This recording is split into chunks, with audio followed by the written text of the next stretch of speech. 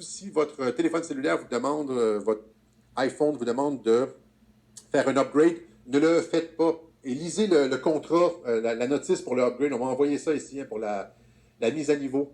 Alors, pour iOS 13.5, permet d'accéder plus rapidement au champ de saisie du code sur les appareils qui fonctionnent avec Face ID en cas de port de masque. Intègre la notification pour prendre en charge les apps de recherche de contact de la COVID-19 mises à la disposition des autorités de santé publique. OK?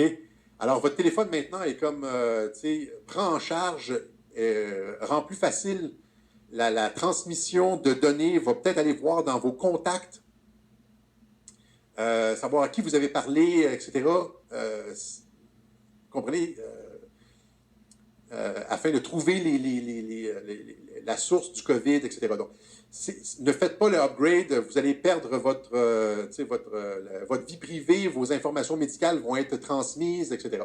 Il y a aussi, donc ça c'est intéressant, il y a aussi ça ici, on nous a vendu, encore une fois, cette application de traçage des contacts avec l'intelligence artificielle, à Tout le monde en parle au Québec. Intelligence artificielle, un remède contre la COVID. Sur le plateau de Tout le monde en parle de Guillaume Lepage, reçoit les scientifiques Valérie Pisano et Yoshua Bengio de l'Institut québécois d'intelligence artificielle, MILA.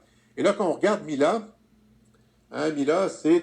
où est-ce que ça se trouve, MILA? Ça se trouve à Montréal, au 666, au 6666 rue Saint-Urbain. Ça ne s'invente pas. Alors, vous voyez, ça, c'est intelligence artificielle, c'est le thème 666, intelligence artificielle. J'en ai parlé dans Lucifer, dans la culture populaire, un web journal d'il y a à peu près 6 mois. Donc, c'est un peu l'intelligence artificielle, le 666, le monolithe, etc. Donc, c'est un peu... vous irez voir ça, ça touche à la mythologie, le serpent, la pomme, Apple, la pomme, l'intelligence, l'éclair, Prométhée qui amène la lumière aux hommes, etc. etc. Alors, c'est une raison de se